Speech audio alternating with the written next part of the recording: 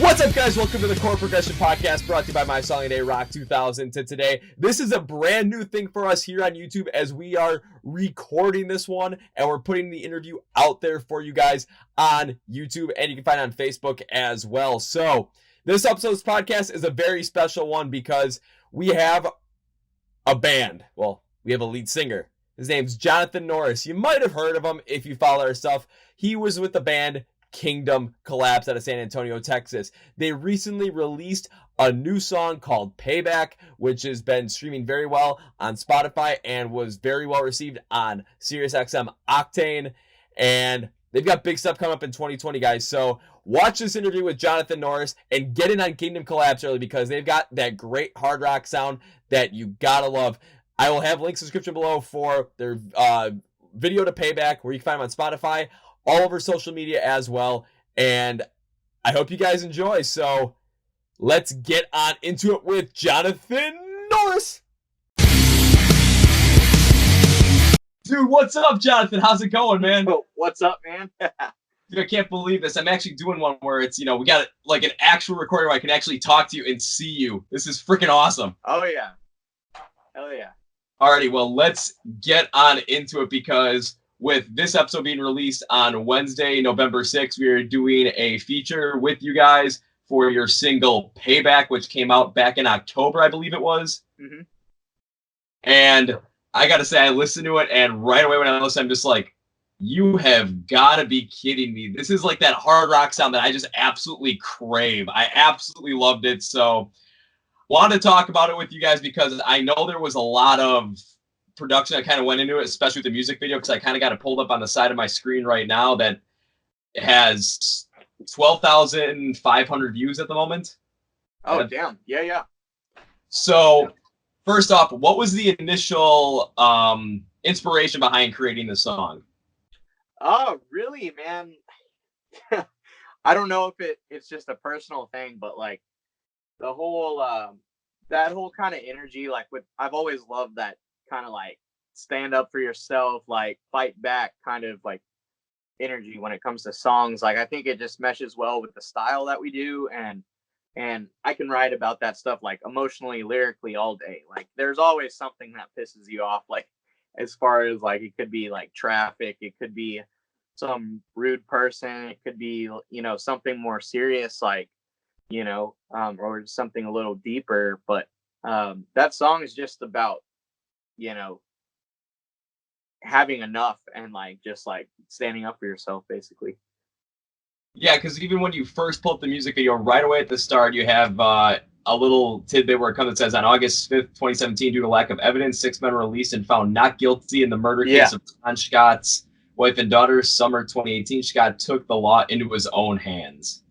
Yeah, so that was actually a fictional kind of story we made to go for the video. I know a lot of people were asking, they're like, oh, I can't find any info on this story, blah, blah, blah. Ron is actually the actual character. He's a buddy of mine. But that's his real name, the actor that's in the video playing the hitman guy that takes out these people. And it's really just, it's exactly what it is. It's Payback. So I mean, clearly it is Payback with a story like that, but that's something where, not gonna lie, we've heard all stories about something like this where due to lack of evidence, people are being released from prison and kind of unjustly, where there's, right, murders happen and not necessarily there's full justice there. Right. So it's something that really tugs at the heartstrings, and not that, but a couple other bands I know have really taken a hold of this as well, kind of as a topic, along with you guys. One of them being Breaking Benjamin with their Red Cold River song that came out in 2018. I mean, you take a look at the music video for that, and it's not necessarily the same way that you guys did it, but when it comes to just the theme of payback and redemption and revenge in a sense, yeah, I mean, you hit on it almost exactly like Breaking Benjamin did with that hard rock style, and it hits you right in the face right when you start listening to it. Yeah, that's what we were going for. I mean, I know it's that kind of thing has been done, whatever, but I mean, that's what we love. It's natural. You know what I mean? So yeah, it doesn't matter if it's been done beforehand or not. It just depends upon if that's truly what you want to go for. Exactly. And you guys put it out there, and it freaking rocks. Hell yeah. Thank you, man.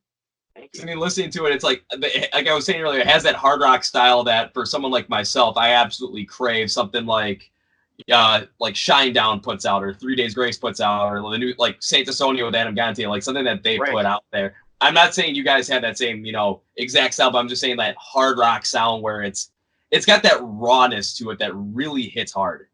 Right. Yeah, man.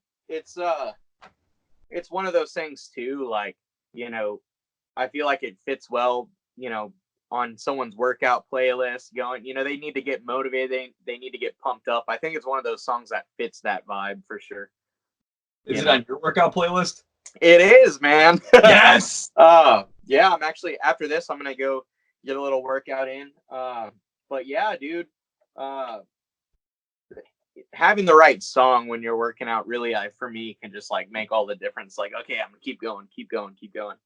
And I really like that kind of dynamic, So when you're working out, you're listening to that hard rock kind of style. What other kinds of bands or songs are you really listening to when you're doing, if you're, running or doing some kind of cardio or benching or trying to squat 315? Right. So right off the bat, I love Seven Dust. I like Seven Dust for a lot of that. It's just like driving, just right on, like it's just like, it's just like, it makes working out, a piece of cake. I love Seven Dust. Like, as far as that kind of feel, I like Five Finger Death Punch. Like when I'm working out, I think it fits kind of that meatheady, like whatever. I like stuff like that. A lot of metal stuff. Like I used to be really into like Killswitch, Asley Dying, a lot of metalcore stuff like that. But yeah, I'll listen to really anything that, has some good drive to it. I totally agree with you on that, because even earlier today I was working out and I ended up, when I was running, I actually listened to the whole entire Silver Scream album from Ice Nine Kills, and just how heavy it goes and the drive it went with. It was just like, ah! Yeah, dude. Yeah, man. Yeah, it makes a big difference. I easily agree with you with putting like Seven Dust on there, putting Five Finger Death Punch on there, is because the beat and the drive and that raw energy that those songs bring. Yeah. And you can see that in Payback as well. It just hits you hard and it just pulls you into this zone that just makes you not want to stop moving and just say, I've never lifted 225 on the bench before, but you put one of those songs on and you're just kind of just getting amped up, getting pumped up. And next thing you know, you're putting that thing up 3 times. Yeah, dude. Yeah, like with this one, some of the songs we have, kind of have the dips and the valleys and stuff like that. With this one, man, I really just wanted to keep it just, just going, rising, just like consistent. I didn't want it to, for this one, like I noticed the pattern. I was like, man, I want to change it up on this one. Just keep that thing driving till the end, Overall, I think that was the right move for you guys too, mostly because, like you're saying earlier, with a good number of your songs before, and you do have those like peaks and valleys where you go like through in the verse and stuff. Yeah, where you go through a little bit more of a diversity in the songwriting and the style of the song, where you have different parts to it. And then this one, you end up diversifying your whole entire music catalog by going with something that just drives and just keeps going on that steady path, just doesn't stop. Right, exactly. Here, this light's being weird, man. Totally fine. You can still see your bright, shining face and the beautiful beard. Don't worry, mine's nowhere near as good as, look at this thing. This is like peach fuzz. Nah, dude, mine gets all nasty, dude. If I let it go, like it'll grow from like right here to right here. Like I'm not even kidding, dude. That's like some Grizzly Adams caveman stuff. Yes, dude. Yeah, that's what it is. So I got to keep it under control. Well, and it's No Shave November right now, so you can let that thing run wild until December 1st. I could, but I just don't want to. I don't care if I'm breaking the rules, dude. Hey, I don't think anyone else would want me to either, honestly, dude. No, plus if you're going on stage, you look like that, people are still gonna know, this is someone that's gonna go hard on stage. You're gonna get that kind of intensity that you're gonna get from, someone like I'm trying to think who I saw, like Howard Jones. You're gonna get an Right. intensity that kind of style. Right. Yeah, dude. Howard is like one of my favorites, honestly, dude. Like, and his vocals, like the screams, but really his voice. When you hear that thing, it's just like, God, dude. Like, he has a powerful voice. Very much so. I just saw them 2 days ago, actually, because they're That on Octane tour tour. with Fit for a King and Ice Nine Kills. So that's kind of Mhm. where the Ice Nine Kills, me listening to them while I was working out today, kind of got into there. Because usually when I go to a concert, it's like a week after I end up just listening to that band or the bands that I Yeah, see dude. for a little Yeah. bit. Did you catch Awake at Last on that tour? I think they were earlier in the night. They were earlier in the night. I wasn't able to catch them because I had to work my full-time job on that day for overtime purposes, and I didn't get back to my place until the show actually started, so I missed them, unfortunately. I hear you, man. Now the reason I ask is they're good friends with their guitarist Eric, um, and they're on that whole tour. So That's um, that's I'm awesome. excited for them. I asked people around just like before like the torch went on, just like, okay, what do you think about the opening man? 'Cause I didn't get to see him, and there was generally positive reviews, so Oh hell yeah, that's got to good, give man. a thumbs up for that, even though Yeah, I dude. unfortunately Yeah, missed it. hell yeah. Um, that tour, man. Like, I definitely want to catch it. I don't know when they're coming through San Antonio, but I'm gonna probably, if I have the funds, I'll go out.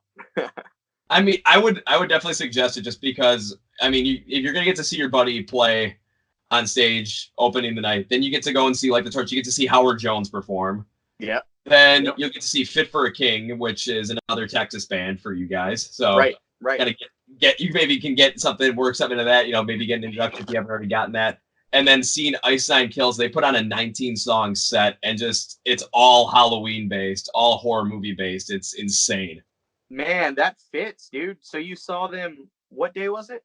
I saw them on Saturday, November 2nd. Ooh, man. Yeah. So what? 2 days after Halloween? 2 days after Halloween. Dang, dude. That's almost perfect. It's almost perfect. And then just kind of that whole entire like realm of ideas, like where it comes to, a little bit more of a scarier sense of music. The whole entire month of October, I'll include Ice Nine Kills in there. Just the shows I ended up seeing really fit the bill where it was initially I saw Guar. So that was something I wasn't expecting. Then I got to see Disturbed in This Moment on the last stop of the Disturbed tour in Milwaukee. I actually got to see that with Kathy as well, which was absolutely insane. Dude, yeah, man. Dude, I know she eats, sleep, and breathes Disturbed. So I mean, I bet that was a fun show to see with her. It was, and unfortunately for me, I got there like 2 minutes after John Moyer's girlfriend was talking with Kathy right by the rail, and I walk up 2 minutes after that happened. I was like, "You've got to be kidding me!" Damn, dude. But I'm like, you know what? I'm here to enjoy the show with Kathy. Nothing else besides that, and it was just fantastic. But then I also got to see After the Burial and Motionless in White in October, which was nuts. After the Burial, man. Down, like all the gent stuff, dude. Oh god, I have to give them so much credit because the energy they brought was insane. The pit was going nuts. I ended up having to jump out of the pit because I got a huge cut above my left eye. Oh shit, man. So dude, they're always good live. So I couldn't believe it. I'm like, why have I slept on these guys for so long? And all of a sudden I hear them live and just the energy, absolutely insane. And then Motionless in White comes on and the energy just kept going up and up from there. It was probably the best show I've seen all year. Dude, I remember, funny thing you said you saw In This Moment too with Disturbed, right? Yeah. Yeah, so In This Moment, I remember check this out. I think it was All Stars Tour 2008 or 9. I saw After the Burial and In This Moment together back then. And it was like After the Burial was similar to how they are now, but In This Moment, night and day different, like it felt like back then it was more band oriented. In This Moment now is very Maria oriented now, but it's like it was back when they were still paying their dues and stuff. Yeah, because even when you watch the shows right now, especially the shows that In This Moment, and I've seen them twice already this year, and it's all the pageantry that they put on there. Right. It's you're there to watch them actually perform and just go all out and do it, and you're not really there to potentially like After the Burial where you're gonna listen to music and you're gonna mosh the hell out of it. Where with Ice Nine Kills, theatrical show.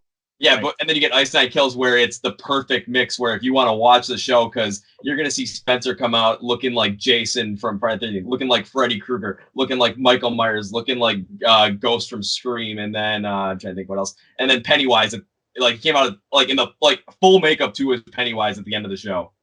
oh shit, dude, that's So if you have a insane, chance man. to go, so if you have a chance to go see that tour, especially with your buddy playing the opening act, oh my god, go and see it. Dude, yeah, I'm gonna do it. I'm gonna do it, man. Perfect. Well, I kind of want to jump back to Payback too, just because it's been out for about a month now, and right when it came out, I was kind of looking at some of the comments that you guys were getting, some of the reviews that you're getting on the song, and right now looking at it on YouTube right now, I mean, you've got 655 likes to 11 dislikes, so the ratio on that is absolutely insane. I'll take it. Of course, you're always gonna get a dislike here and there. I mean, Oh no, yeah, it's perfect. YouTube's, man, they're brutal, honestly. But yeah, I mean, I would say that's a good ratio for YouTube. That is, I mean, taking a look at just some of the comments I'm looking at right now was listening to Octane at the right time this morning. Absolutely love it. Downloading the song instantly. Makes me want to work out. There we go. There it is. Yeah. This is awesome. I just went through Suffer and is the most kick-ass tune. Wow. Oh, damn. Good killer song. This is totally on my playlist now. So, this might be the best one. Every song you guys put out is gold. I really hope you guys hit that huge record deal you deserve and hit #1 in those charts. In a world full of a lot of crap modern music, you guys are gold. Keep it up. Your time is coming. Dude, we're going to keep it up. I honestly hope you guys do, because you guys have a fantastic sound, and it's only a matter of time if you guys keep doing what you're doing. Yeah, man.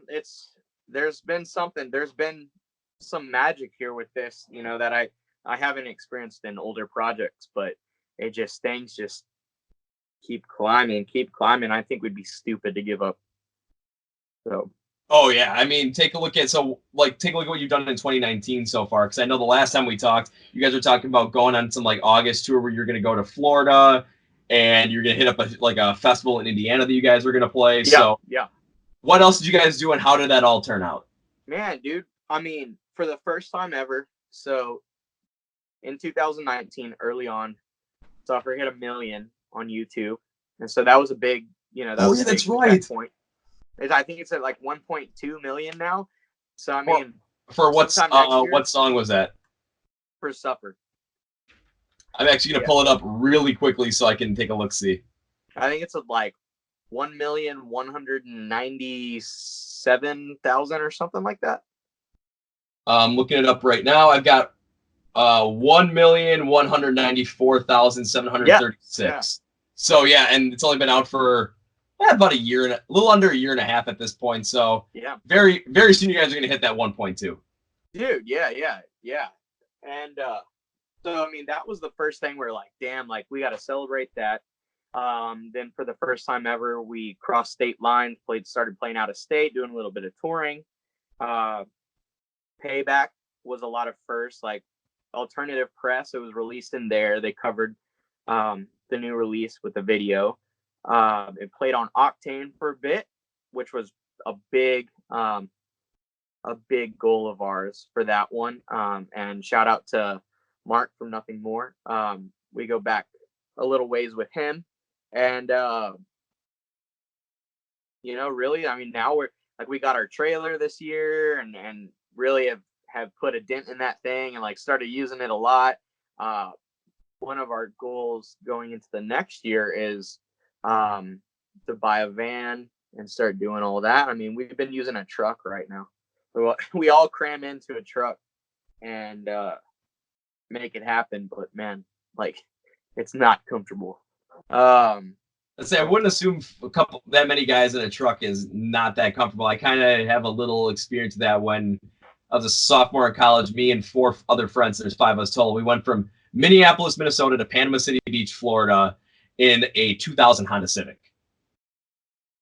So when it comes to being cramped in a little vehicle, man. Even if it's a truck, but being crammed in there, yeah, it's not fun.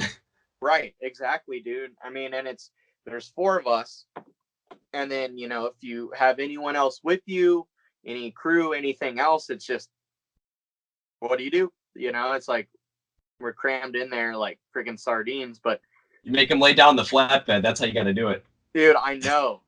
And the trailer's awesome, man. We're thinking about, it's already insulated. We're thinking about putting a wall in there and putting bunks in the front and Ooh, nice. putting AC in. So I mean, we don't have to spend every single night like in a hotel or wasting money on that. We can save money and have more towards gas and actually profit some. But um, but right now it's just um, we're thankful for where we've gotten so far. So into next year, that's a stepping stone to the next one, to the next one, to the next one. I mean, it hasn't slowed down. Things have gotten progressively faster and have really built, and we're thankful for that. I mean, you can't rest on your laurels either because you have had a good amount of success. But I know you guys want it all. You guys want more, and you're just gonna try and take all of that. So far, I've seen some of the stuff that you guys have been doing lately at the moment of this, at the moment of this recording, because I think it was over the past weekend, I saw you guys were playing shows like San Antonio and in Oklahoma or something. I think it was. Yeah, we played San Angelo, which is out in West Texas, and man, Texas is so big in and of itself. Where I mean, you could do a whole tour off of Texas. Like people, I think it's just like so big, man. You could play 3 dates and still not be out of Texas yet, because you've got Dallas, Houston, San Antonio, Corpus, Austin, anywhere in West Texas, anywhere in East Texas, and then it's just like, dude, that's like a week right there. But we played in San Angelo for the first time, which it was actually it's like a college city, college town. So that was pretty cool. There's a big, live music scene there. Oh, nice. That was fun. And yeah, I went out to Oklahoma, and it was really good, man. We're starting to figure out, our do's and don'ts of touring, like what works and what doesn't, dynamics between everybody, and it's functioning better every time we go out. So That's good to hear, especially because you're not going to get better unless you keep doing it again and again and again. Yeah, exactly, man. And the whole band thing there's so many different departments of everything. There's the writing, there's the performing, there's the financial side, there's the relational, like with band members, with fans, with your manager, with so and so, and juggling everything. So it's the nature of it is just, it's, for one, it's crazy, but it can be done. Yeah, and it seems like you guys are definitely doing it and definitely have the passion to do it because you're investing in it. You got a trailer, you're getting a van, and you're planning on making room for bunks in there and then have AC in there so you can travel and do more shows and maybe do some, maybe where you can't necessarily get a hotel or motel room that night where it's like, oh, well, we can easily make it happen this way. Then you're also getting your name out there even more so. I mean, hell, you're having your songs put on Octane. I keep seeing so many story posts on Instagram from you guys where it's people just showing it's like, hey, we found you guys on Octane. We found you guys on Octane. And yeah, dude, it helped out an incredible amount, man. And we're lucky to have gotten it on there and got that door open. So we'll see what happens in the future. Well, especially with the timing of the release, as well, because when you release it, I mean, it was on Octane for a while, and then seeing some of the newer music that was coming out at that moment that was being put on Octane, especially from a band like Alter Bridge, where of course people are going to flock to Octane to hear something like that, and then they're going to stay because, well, you're going to hear one Alter Bridge song, you're going to want to hope and stay around for another, and all of a sudden your song comes in, and people are probably going to be looking, whoa, this is good stuff. I got to listen to more of this. Yeah. It's definitely a huge platform that got us out to, the rock, the hard rock listener. And that, that's just straight up, like, that's the biggest station out there for hard rock. So, I mean, if you get on there, I mean, that's nothing to laugh at, and then we were definitely really, really proud and thankful for that. We all scheduled a time where we got together and we're like, dude, we're gonna listen to this thing debut on Octane. We're gonna get in the same freaking car. We're gonna have a beer. We're gonna crack that bitch open when it starts playing, and we're gonna listen to that thing because that just doesn't happen. So yeah, that's what we did. That's the way you have to do it, though, because honestly, there are so many people, so many different bands that have wanted to get their stuff on Octane or just get to the level of success that you have had. And when you're listening to it on Octane for the first time, you've gotten to a point where it's like, okay, we've done this. We've gotten to this milestone where a new single that we're releasing is out on the biggest hard rock station on Sirius XM, and people are listening along with other music from like new music from Alter Bridge or Saint Desonia even. And you're getting a larger fan base off of that because the fans crave that hard rock sound, and boom, it's right here for them. Yeah, man. I think Payback was a good one, because it has that radio format, right? I think it's like just under 3 minutes, so it's like any rock station, throw it on, man. Like, it's a good one for it. Yeah, dude. So I mean, it couldn't have worked out any better, honestly. We're happy, how it's done. It's streamed better than anything ever has in the past. Like, right off the bat, I think it already has like 30,000 streams on Spotify, which none of the songs have accumulated that fast. Like, I want to say it's probably streamed twice as fast as anything else when those songs came out. So see, now I'm curious. I got to take a look at this from Spotify specifically, because I think the last time I saw one of you guys post something about it, I think it was a lot larger than 30,000. Oh, I must have been looking at something else. But yeah, you're right around 30,000. For some reason, I thought it was around 50, but it would have made sense if it was around 50. Yeah. So, man, like there's been certain milestones that all the songs have been hitting. I think Suffer is coming up close to 300,000 on Spotify. So I mean, it's been a bit for that one, but right off the bat, Payback is just like woo, So like, we'll see a year from now how far that one gets. Yeah, especially because when you take a look at the your top songs on Spotify and you're taking a look at what's on the top billing for that top 5 or top 10, Payback is number 1. It has to be mostly because of how fast it's grown as a right. And how that works. It's been less than a month at this point. Yeah.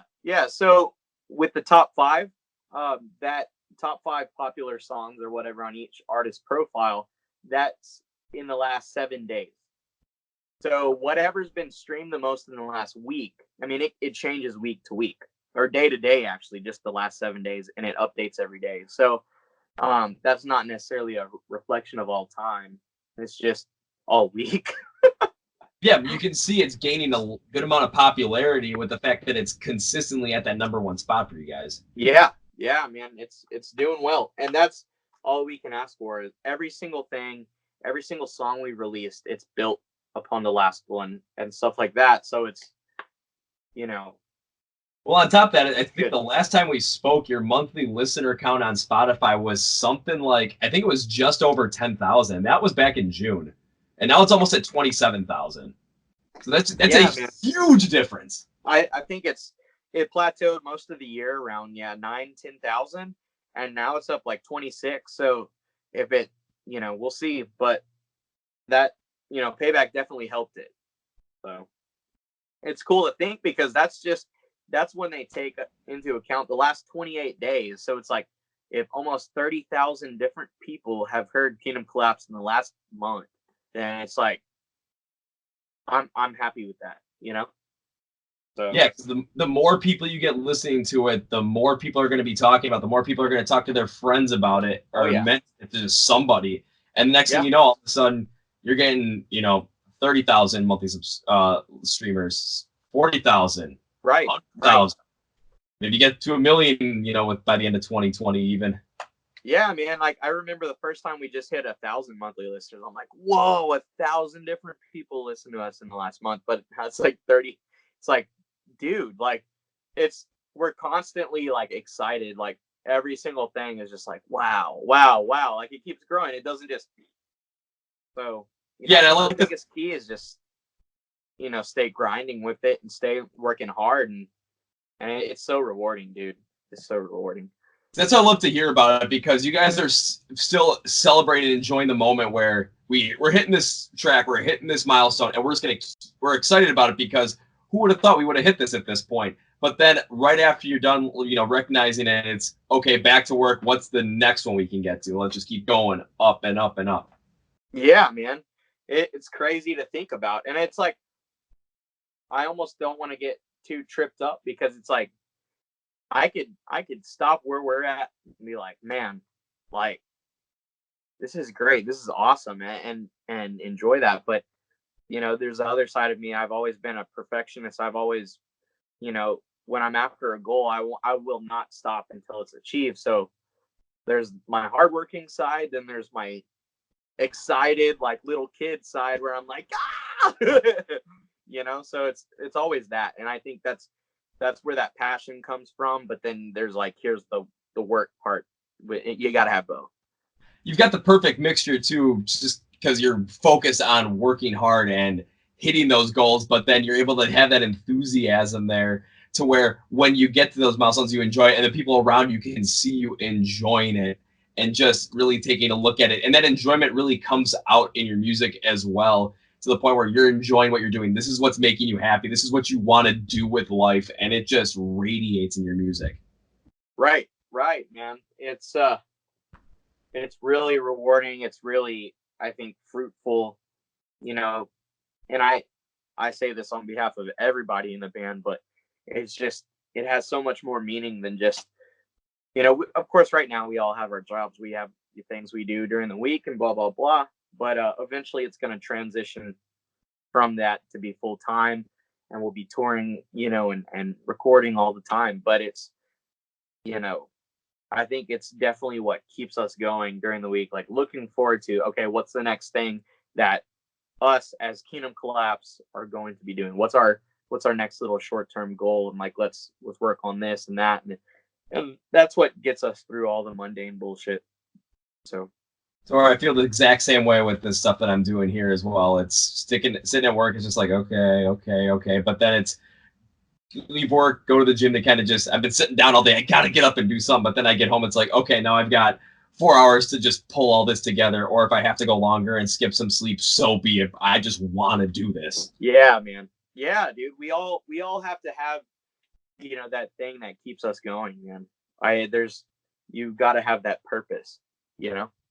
And if you don't have that purpose, then kind of what's the point? But there's a drive there, and you can definitely hear it in your voice too, where it's, you definitely want this, and you're definitely gonna go for it. You're not gonna stop doing it. Oh yeah, man. It's been a long time coming. Like, with just, pursuing this thing. Like, been playing for 14, 15 years now, and it's just like, professionally maybe the last decade, about 10 years. So it's just like, man, it's really nice to see things taking off the way they have in the last year, and it's exciting because I don't see that as like, okay, I'm comfortable, I'm content. I'm like, man, we need to use that momentum and woo, take that next step and take that next step. You don't get comfortable. So then, speaking of that momentum, what are your plans to take that momentum through the rest of 2019 and into 2020? Because I got a feeling 2020 is going to be a huge year for you guys, but what's the trajectory looking like from your end? Yeah, man. So obviously, we're starting to talk to some people within the industry as far as getting some backing. Booking agents. Like, right now, we've been booking everything on our own, but agents, labels, stuff like that. But really, we're prepared to keep doing things independently and do things on our own without any help. It's been working so far, um, to where, we don't want to, um, get lazy. We need to always be preparing ourselves as if, hey, the next year or so, we we have to come up with whatever our budgets are and stuff like that. And how are we going to do things as if, we're completely on our own? But at the same time, there's been some developments that are looking pretty cool as far as, maybe getting some support. So we'll see what next year holds. But man, we're about to get a van, about to tour more in 2020. Got a lot of good new music we're sitting on right now. We've been working with a guy named Ted Bruner, that has done, 3 Days Grace, Katy Perry, Hinder, Miley Cyrus, Selena Gomez, like, dude. And then My Darkest Days. I don't know if you're familiar with them, the 3 Days Grace new singer. Yeah. So the material we've been writing together and polishing up is turning out to be awesome. So it's definitely going to be a big year. Things I would say for 2020 are transitioning from, um, transitioning to full time. So That's what I was hoping to hear, because you guys definitely need to be doing this full time and touring across the country at this by the end of 2020. I gotta see it, because we're I gotta see you guys play live at least. Dude, I know, man.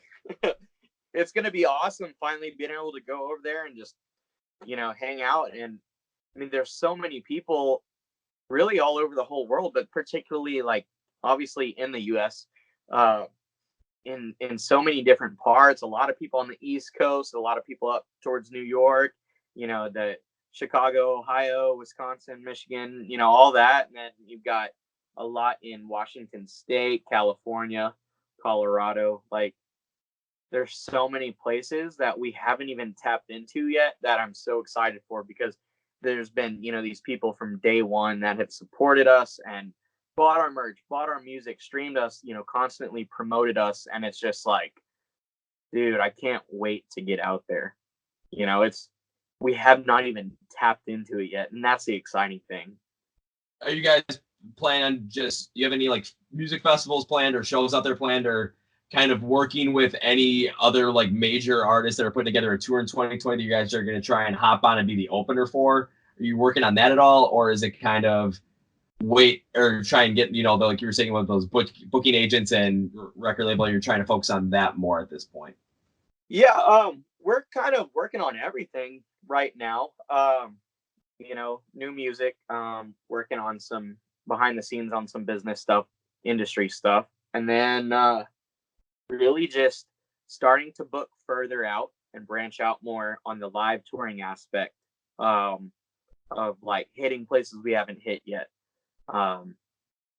And rooting those out, and really, like, we're doing the booking on our own until we get an agent that really is fired up. We're not gonna just delegate that power to someone and give them money for it.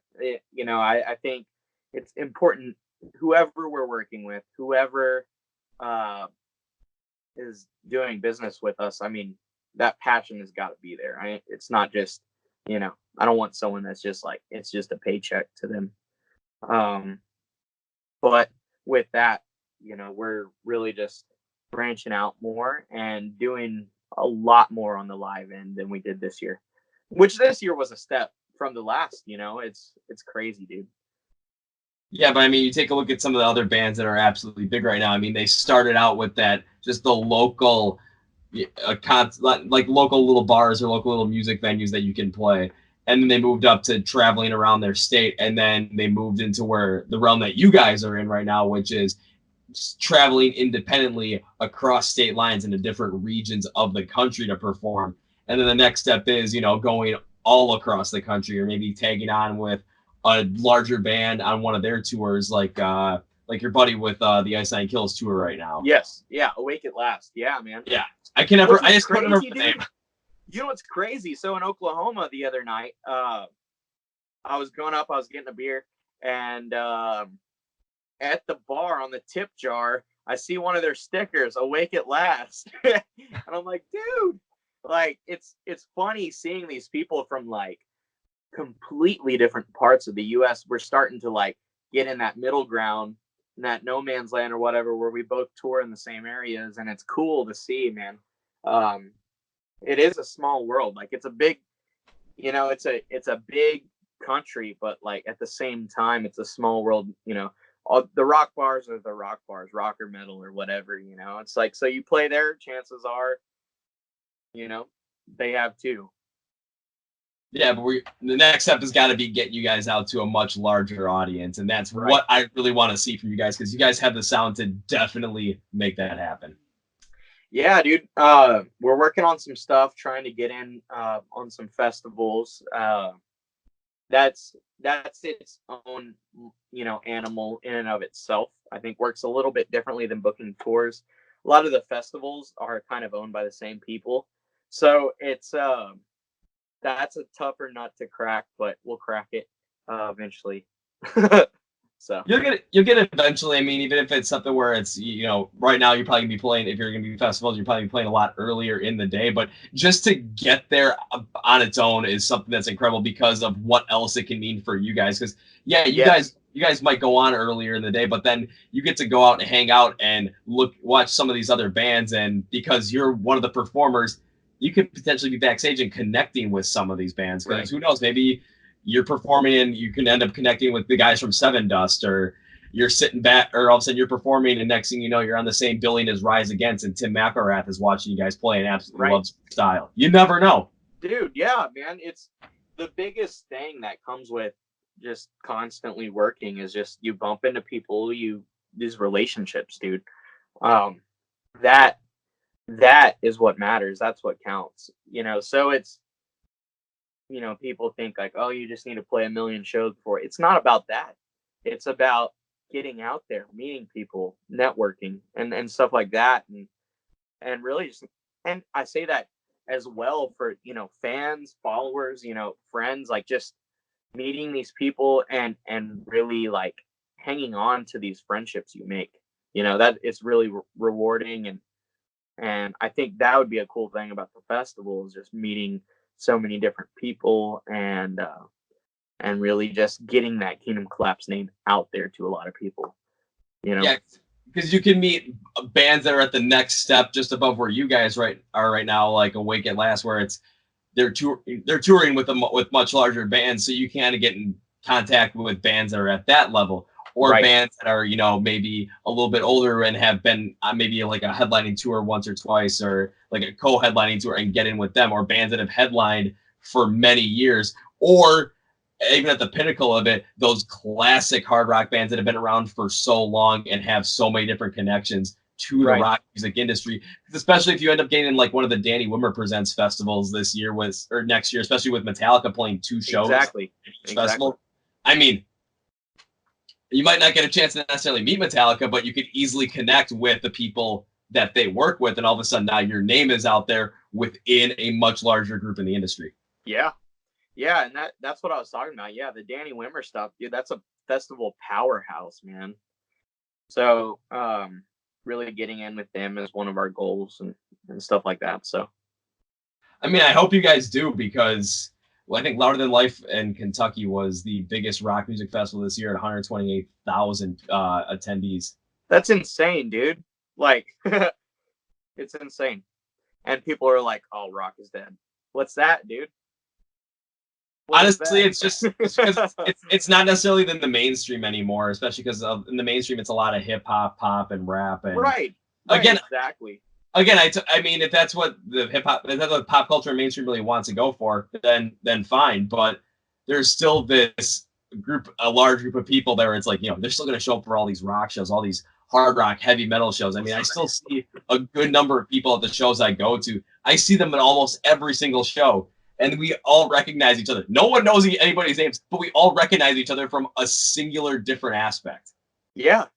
Yeah, man. It's rock is definitely, I mean, it's such a, if you like rock, you love rock. Like I think it's one of those styles where it's like it's such an emotional or like raw style that like it's not about, oh, it's just this song that's blown up and it's all viral. It's usually rock fans support an album, they support an artist. A pop fan just likes a song and it's on their playlist for about 10 seconds and then they're like, what's new?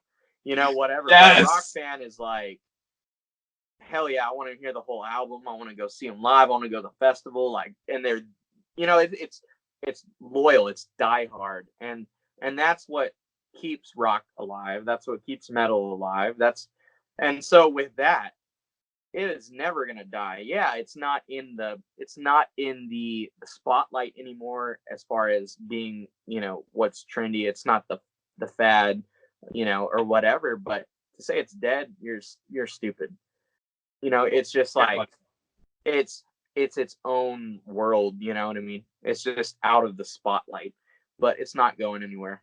yeah, and I really want to touch on the fact that you said like with certain pop songs or hip hop songs or rap songs where it's like they're on people's playlists for 10 seconds and they're gone.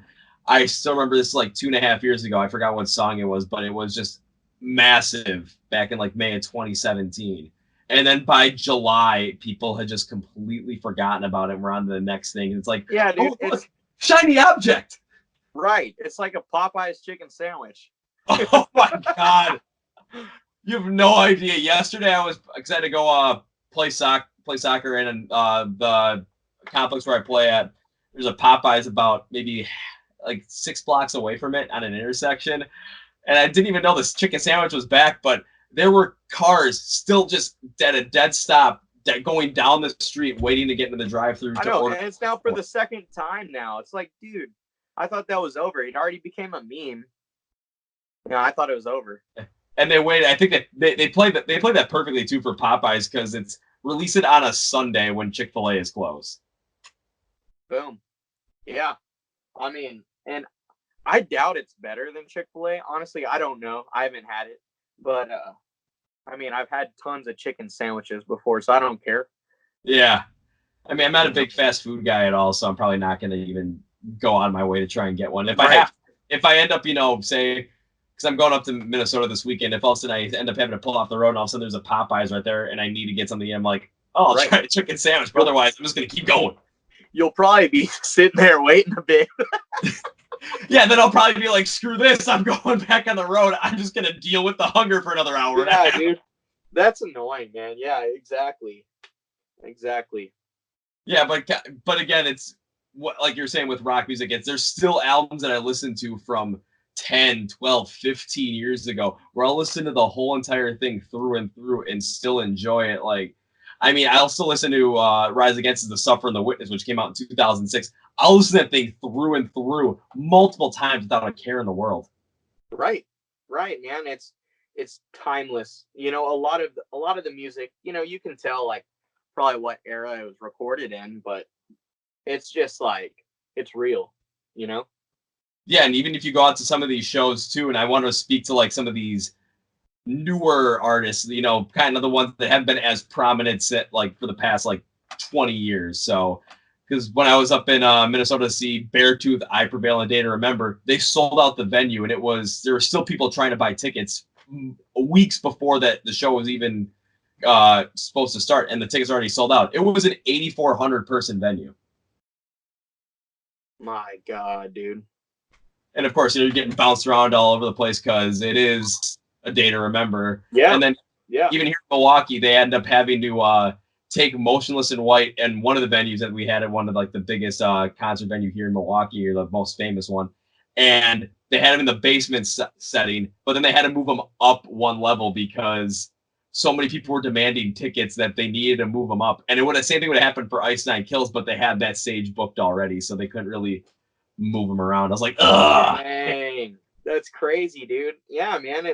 And I think there's been a little bit of a surge in the last year, like a lot of some of these older rock bands coming back, and really just a big wave of younger bands coming up. I mean, you see like the whole I Prevail thing, you see like Palisades from Ashes to New, Saul. You see a lot of these bands like, coming up, and whether or not exactly completely new, they're younger, and I think rock for a bit was getting this connotation of like, oh, it's only Godsmack, it's only Disturbed, blah blah blah, it's dad rock. But I mean, no, like there are some newer younger bands that are starting to come up, which is really, really exciting and refreshing. And then bands like Rage Against the Machine, like Stained, like these bands are coming back this year. Yeah, and take a look at what the announcement that happened on Halloween with My Chemical Romance. People just went crazy for it. Exactly, dude. And it's all these bands coming back because I think, there's someone in their camp, whether it's their manager or whatever, like sees like, hey, dude, like there's a breath of fresh air I feel with hard rock right now. That is It is really cool to see. You know, it doesn't. A lot of people were kind of questioning it the last 5, 6 years, but I'd say in the last year, it's kind of come out of the woodwork a little bit.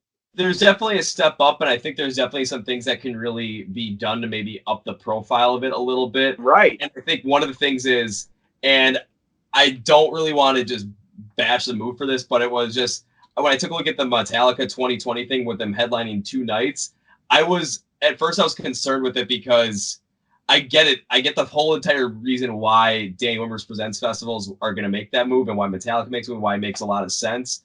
But one thing I was hoping for was, can we get like the headliner like that, but have it be a more modern rock artist so that people can, when people are going to look at them, they're going to see these rock bands as a much bigger entity. These younger bands are going to end up carrying the torch for the next 10, 15 years. Right. I'm not bashing the move. It's just something I want. I just want to see those younger bands be brought up to prominence a little bit more. And maybe that's going to have to start with, maybe take a look at one of like the Dame Members Presents festivals, like Louder Than Life. All of a sudden, say you got Metallica doing Friday and Sunday, but then let's get like a younger band, like not a band that's been around for the past like 20 years to be that headliner. Right. I think A Day to Remember would be perfect for it. Dude, it's the gatekeepers, man. Like they're the ones that are going out of business and blah blah blah because they don't want to get with the current program. They don't want to bring up a new young band. They would rather just stay with Metallica the whole time. They would rather just stay with Disturbed, blah, blah, blah. But there's so many good bands that deserve that, and we're not bringing them up. It's all about the push, everything is, whether it's labels or whatever, it's just there's so much potential there, I feel like isn't being utilized that needs to. Because even like take a look at some of the other bands that could really take, I think I made a comment on this where, there's a couple of different styles of music that are really kind of falling off the map where it's like, how can we get this back into more prominence? And I've singled out a couple of bands where it's, taking a look at them, they're really hitting hard on some of these, like the younger generation. So you got to really take a hold of them and use punk rock as an example because a band like Fever 333 has the energy and they're getting the support from the fans to really just come out there. I mean, they've only been around for a little bit over 2 years. Right. And they've already had their own, like they've had a headlining tour of their own. Unfortunately, they canceled a couple of shows, and the last one they canceled was the one I was supposed to go to. So I'm just man. This Fever 333. Totally get it though, because it was a medical issue. So I'm not mad. It's just like, I'm just like, oh, come on. I really wanted to see you guys. Yeah. Well, man, honestly, like, I'm a little curious of what they're going to do now that Rage is back. You know what I mean? I actually think this is what's going to happen. I think Rage is going to come out and they're going to do a whole like headlining tour. And because then you're going to get people to really come out of the woodwork from that really like Rage Against the Machine back in the 90s. So you're going to get a lot of those 30, 35, 40-year-old people that really love Rage Against the Machine 20 years ago to come out and see that. But then they're going to try and get a band that's going to open for them that's really going to bring the energy and really match with it. And that's where Fever 333 is going to come in. Really force the issue. It'd be perfect because it's like they're 50% that Rage Against the Machine kind of thing, then they're 50% this newer kind of younger thing where I think there's that familiar, then there's that new, and that's the perfect blend to like, to win over that crowd, I think. Oh, I think if you just put those two bands on there and you have Fever 333 open up, that crowd is going to be just perfectly amped up for Rage Against the Machine when they come out, and they're not going to skip a beat. Right. Exactly. It's definitely it fits for sure. Yeah, so there's definitely potential for those, younger bands to really come in and, younger as in they haven't been around as long, really come in and take that center stage. Not taking anything away from these bands that have been around for so many years, like Metallica, like Guns N' Roses out there come back. I think AC/DC is trying to come back again with Brian Johnson. And you've got Disturbed here for the past 20 years, Slipknot. Full on credit to those guys for being able to stick around and still have so much of an impact. Dude, I know. However, the one thing you have to realize is they're not going to be around forever. And when they're gone, we want to make sure we have bands that are, there that people are going to be like, we still really want to go see these guys. And there's a couple bands out there that can really hit hard on that. And I just want to make sure they do it. Exactly, man. There's that point where it's like, yeah, we're not going to completely hand over the torch yet, but we need to get that next wave generation on deck, to be able to take over. We don't need to have like, oh shit, what do we do? Like, you should already know by then. Like, Yeah. that's the band. Like, this is the group of bands that are coming up now. Yeah, and that's kind of like one of the whole purposes that I'm trying to do with this stuff too, is I don't want to see my favorite genre of music end up going by the wayside. And I've met so many people that still absolutely love rock, hard rock, punk rock, heavy metal, metalcore. I mean, they've got through this whole entire thing, I've gotten into metalcore, which is absolutely amazing because I was like, I'm not really caring for it. All of a sudden, someone showed me Motionless in White, and I'm like, I listened to Voices. I'm like, oh, this is pretty good. I like this. Then I listened to Eternally Yours, and I was just hooked. So I'm like, Yeah, okay, dude. we're good. I'm good with this. Yeah, man. There's a lot of that crowd. Like, a lot of those bands are starting to mature from the metalcore stuff into rock, like, or hard rock, a little bit of blending the two. Like, a lot of the Warped Tour bands, and I don't know if because Warped Tour isn't really around anymore, but it's like those bands got to go somewhere now. So it's like, and everything under that was kind of under the rock umbrella or whatever. So I mean, it's natural, like, kind of go towards more of the active rock thing, and it's working out for a lot of those bands. So yeah, or there's some bands that kind of went past it that went a little bit more poppy, but then this year end up coming back to more of their roots with a more harder like rock style, like Sleeping with Sirens. right, man. Yeah, And so they just are doing a headlining tour starting next year at the beginning of the year, which is awesome. Yeah, I mean, there's so much good stuff coming out. Like, it's, and really, dude, like, even I was surprised with this last year and everything. That new Godsmack album, like, that was a big, big kind of resurrection of, like, I thought Godsmack would have always been the old school, I Stand Alone, blah blah blah, for eternity. But then this new album, man, is just like catchy. Like, every single song is a hit, every single song, and you can tell, like, they probably had this moment where they're like, dude, we got to do something different here. They did it, and it worked for them. Yeah, because I remember listening to that last year because that was one of the first ones I actually really was getting into when I started the whole entire project. And I was listening to like Godsmack. I first listened to Bulletproof. I'm like, this isn't Godsmack. What is this? Exactly, dude. Then I jumped into every part of me, and that was like another one where I'm like, okay, I'm hooked. Are you kidding me? This is great. Yeah. And then you see a couple other bands that are like, kind of like building on their formula where they're not necessarily losing their roots, but they're kind of building more layers on top of their music.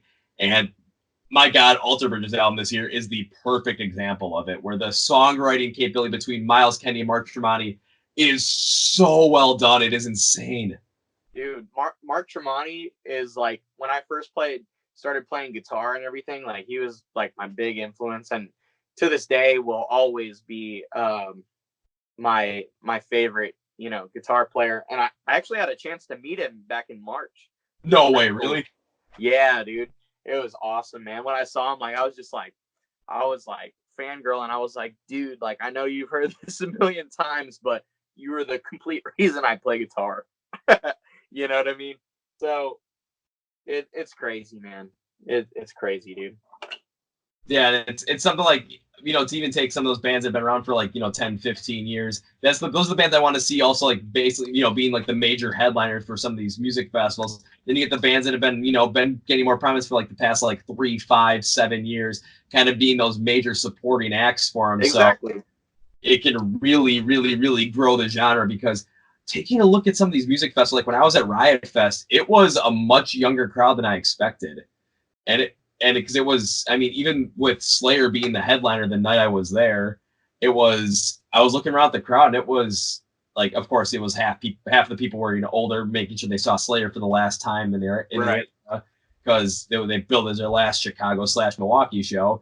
But then taking a look around during the day, you had a group of people camping out on the stage because Wu-Tang Clan was magically playing out of nowhere. I'm like, oh my God, like, take a look at this. And then they're going to stay for Slayer. This is awesome.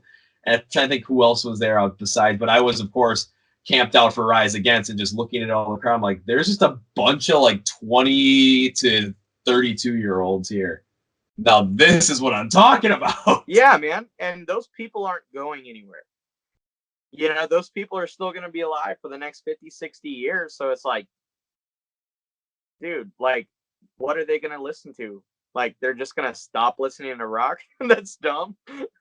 Dude, like, the biggest thing, man, like, I actually guitar tech for this older band that was kind of like one of those novelty, like, legendary bands. And, dude, like, your fan base really does age with you. Like, they don't go anywhere. Like, the band's like 60 years old, and all the fans out there were 60 years old, and they sold out the place. Like, we're 25, between 25 and 30 right now, and like, our fan base isn't gonna go anywhere unless they like, no, that you can't tell me a whole generation's just gonna quit listening to rock. Like, it's it's just No, gonna have its different form or different bands and blah blah blah. yeah, because it's like rock music gets ingested into you. It's not something like, with pop music where it's, you're listening to a song and all of a sudden it's just like it's here for a week or 2 weeks and then it's gone because someone else came out with something that's catchy and they want to play it on the radio. I grew up with my dad. He was big in 70s and 80s rock because that's what he grew up with. So I grew up listening to a lot of Van Halen, ZZ Top, Poison, Rush. So I listened to, like, that's what I grew up listening to, and it's taking a look at like some of the concerts that my dad and my mom will go to. It's, a lot of those older bands, but they're all rock bands. They're not like those pop oriented acts. So they're going to see, Right. I think after like a AHL Milwaukee Admirals game over this season, they're going to see REO Speedwagon because they're Oh playing wow. afterwards. And of course, I'm looking, I'm like, okay, I see them always putting up these, older bands. I'm like, when they can get something that I want to see. Next day, all of a sudden, my buddy who works there texts me. He's like, "Yeah, we got someone you want to see." I'm like, "Okay, who you want me to see?" "Yeah, we got Skillet." I'm like, "Okay, get me a ticket. I'm in with this. Let's go." There it is. Hell So yeah, man. so it's like something like that where it's, and even like taking a look at some of these other bands too that I've seen. Like take a look, like when I went to go see Disturbed. I mean, especially with Kathy, just seeing all the people there that have been listening to this band for 20 plus years. Or for me, I've been listening since I was, I think, 12. So half my life I've been listening to Disturbed, and I'm not going anywhere. Yeah, exactly, dude. Like, that's one of those bands where it's like, dude, there's a lot of bands that have been around forever but still stay really relevant. I mean, like I said, like the Godsmack thing was a good move on their end. Seven Dust, dude. Mm-hmm. Seven Dust has stayed super relevant. These bands that are like starting to become like kind of legendary bands, but they're still so current too. Yeah, it's and that's crazy something to that see. and even like with the older bands too, they had a point in time where, I mean, as they got older, they still were able to stay current. I'm gonna use the Rolling Stones as an example because their most prominent time was in the '60s and early '70s. But all of a sudden, '82, all of a sudden they came out with "Start Me Up," and that energized their whole entire fan base going forward. Right, man. It's I don't know, man. Like, you shouldn't just, oh, that was the peak, whatever. You never know what the peak is because you've seen bands where it's like, man, there's been so many where I bet they thought like, oh, this was it. But that just means you're at a crossroads now where you make another decision. It's like people probably thought like, okay, let's take an example, Bring Me the Horizon in this moment, like a ton of bands that have changed since their beginning. Like in this moment, it used to be the way they are, and then they got signed or they changed it up, and then now they're on Atlantic. It's Yeah, like they went from Century Media or something to like Atlantic, and just from taking a different path. And then you get bands like Bring Me the Horizon. Yeah, if you would have stayed doing the old thing for as long as you did, yeah, it would plateau, it would fizzle out. But like they decided, okay, let's go for this over here. And it was fresh, it was modern, it was new, it was whatever. yeah. Like I'm gonna use "Bring Me the Horizon" example because I've been pretty vocal about the dislike that I had for their latest album that came out this year with Amo, just because I saw the trend that they were going on, where they went like that deathcore, then a metalcore, then a more hard rock with "That's the Spirit." I'm like, I really like "That's the Spirit," but then all of a sudden, they went so far one way, and I'm not a big fan of them, of how far they went. However, I made a whole entire YouTube video dedicated to why they made that move and trying to really understand it. And the main reason that Ali Sykes kind of said was he wanted to use that as a way to get the really younger generation to kind of start, listening to Bring Me the Horizon and all of a sudden progress onto their older stuff to kind of slowly bring them in. And I said to myself, like, my personally don't care for the album, but I do totally understand exactly what point they're coming from, what they're trying to achieve, and I really hope they do it. Right, man. And it really is interesting. Like, That's the Spirit was like awesome, dude. I think that was a good step. And this, with this one, I definitely see where I see your stance on it, where it's like the album as a whole I didn't care for, but there's so many different good songs that I liked. But I felt like they had already released them by the time that album came out. There was what, Mantra, Wonderful Life. Yeah. You know what I mean? Like I think the ones that kind of had the That's the Spirit vibe, they released. So that by the time the album came out, it was all this like filler, like ambient, whatever you want to call it, like or something like something for maybe like for a different audience, to where it's something that was more for a younger pop, hip hop oriented audience. To where one thing I always enjoy is it's talking with people like yourself, where it's okay, we're going to share opinions on the album. I mean, anyone could have really loved that album. I talked to people that really loved that album and hearing why they loved it, and I'm like, well, this is why I didn't like it, but I'm not going to bash you for your opinion on it, because that's what you heard of it, and if you like it, then that's what you like to listen to. Totally fine. No, I just the sharing of opinions, and we're not going to agree with everything that everybody does. Right.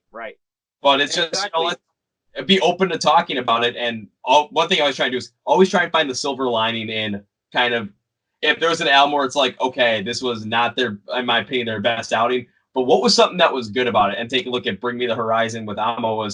Mantra was a great lead single that I love that song. It's on my workout playlist too. Right. And then taking a look at the kind of the reason behind all of it and why they made the move they did, and how I think it's a very admirable thing to try and do, and I hope to pull it off. So again, taking a look at the silver lining at everything.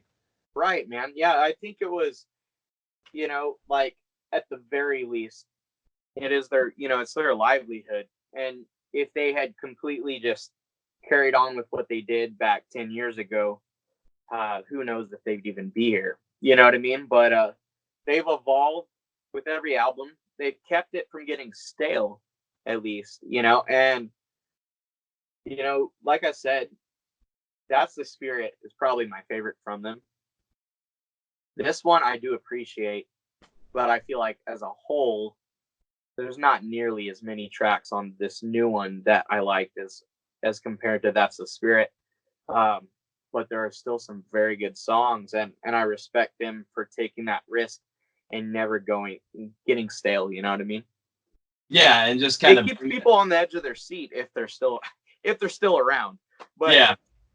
I think people will wonder what's next with them. I mean, who the hell knows what it'll sound like next album? Yeah, and just bring that all back full circle. It's the people that still listen to Bring Me the Horizon from the outset still listen to this album. I mean, they're not going to probably, if they really like their older style, they're not going to listen to this one over and over. They might not listen to it really again at all. Right. But they're still going to stick with the stuff that they like from Bring Me the Horizon. Right, man. It's interesting. Like, if it was my album or whatever, like I like some of these songs that they have. Like, probably the one that's the furthest away from their older stuff is the single In the Dark. But lately, like, I started listening to that one, and really the context and the song and the meaning behind it and everything, like, I love it. But at the same time, it's so much different. I mean, it's a super poppy song, but at the same time, it is different than what they used to be. But I don't know. I kind of like all of it, dude. It's weird, man. It's all so different from each other, but I like it. I like it all, Yeah, and it's something where it's, if a different band would have made that kind of a song, you wouldn't necessarily want to listen to it. Exactly. However, because it's a band that you've really associated with over the course of your whole entire life, it's something that you're really going to want to stick with. And I think that's another big reason too why rock music is not going to die, especially because you're going to have and metal as well, because you're going to have people that when they grow up and they go through the rougher points of their life, like, you know, going through high school, going through college, or going through something potentially a little bit worse within their adult years, they really latch onto that music as kind of their escape, or as their muse even, and it just sticks with them. And then all of a sudden they're not going to forget about it. Where if you're kind of like, I'm gonna use high school as an example, because a couple people I knew, it's like, oh yeah, you know, they're all listening to the poppy stuff. If all of a sudden you talk to them about that, it's like, oh my God, throwback. It's like, well, when was the last time you listened to this? You don't really know, because they're more into what's now instead of what was then. Whereas rock music fans and metal fans, sometimes they tend to be a little bit more of what was then than what is now. But for the most part of it, they're encompassing everything that they've really listened to, especially from a band that they've really connected with. Right, man. It holds more weight. Like, the music holds more weight and meaning in these people's lives than just the flavor of the week. Yeah, and that's one thing I like about rock music. There really never is a flavor of the week. It's like a flavor. If there is a flavor of a thing, it's like a flavor of like a 3-year period. Right. Exactly. And you're able to latch on to some of that stuff. But take a look at the time, kind of getting a little. I didn't think it was gonna be this long, but this has just been awesome. But I've got a couple other things got to get done here before putting this out, because I want to make sure that the release for this podcast and this episode, especially with the recording and everything else with the song feature, is done big and done the right way. You know, done Texas. Dude. Yeah, man. So give you a chance to say some last words to anybody out there listening to your stuff. If you want to, whatever you want to say about it, anything you want to say, go for it. Yeah. You know, it's always good being on here. As far as Payback, it's out on Spotify, iTunes, YouTube, all that. We're on Facebook, Instagram, Twitter. It's at Kingdom Collapse. Nothing crazy. 2020 is going to be big. We've got a lot of good music we're working on. New tour dates. Stay up to date. We're excited. Yeah, man, just excited for the future. If you guys don't come up to the Midwest in 2020, I know I'm thinking about doing like a week where I just travel at some point around the U.S. and just stop at a couple of different places, see some shows. I know Kathy told me, she's like, you got to come down to San Antonio and see Kingdom Collapse with me. I'm like, that is probably the first thing I would do. So, dude, yeah, man. Like, we'll coordinate it, but I think 2020 is going to be the year where that'll happen. So perfect, because if you come anywhere, Minneapolis, Minnesota, Madison, Wisconsin, Milwaukee, Wisconsin, Chicago, maybe somewhere in Indiana, especially if I know where it is, hell yeah, I'm showing up for it, dude. Yeah, man. Yeah, we're I'll keep you up to date on that. We're working on that as we speak. So that'll probably be announced as the next couple months roll in. So perfect. Something big comes up, let me know, and we'll post it on our pages as well to, you know, get more reach out there for you. Oh, hell yeah. That sounds good, man. Alrighty, perfect. Well, Jonathan, this has been fantastic, especially as the first podcast where I can actually do this while looking at the person that you're doing. So this has been awesome. We'll definitely reconnect again in 2020, maybe do another one of these, maybe do something else even crazier. Who knows? We'll see what happens. But yeah, dude. Excited for 2020. Excited to see what you guys got coming for us. And well, I better make sure I see you live at some point in 2020. Otherwise, I'll be kicking myself like crazy. Hell yeah, man. Well, we're looking forward to it, and it's always good working together on this stuff. So yeah, let's keep it up, and let's make sure that you guys get that huge giant break that you are so deserving of. So yes, yeah, that would be amazing. All right, perfect. Well, with that, I'm going to say thank you once again, sir. It has been the ultimate pleasure, and can't wait to see what you guys got coming up for us within the next year. Sounds good, man. All right, man. Take care. All right, bye. Bye. Guys, that was absolutely awesome. I was jacked up after that interview. I cannot wait to see Kingdom Collapse play live and cannot wait to see what happens for them in 2020. You know that us at My Song a Day Rock 2000 a Day are giving them our full support. So one other thing I want to say about it is, you can expect more like this when it comes to us doing these YouTube style, where we're going to actually have them interviewed. Hopefully, the audio on my end will get better. You know, it's all a test. So we'll see what happens, but we're going to keep doing these. A big thanks to Jonathan Norris of Kingdom Collapse for coming on the podcast and talking about this. You can catch their song, Payback, anywhere. It's also our Song of the Day feature the day this is released. So go follow all their stuff. It's all in the description below. And I got to end this the way I end everything. So guys, see ya!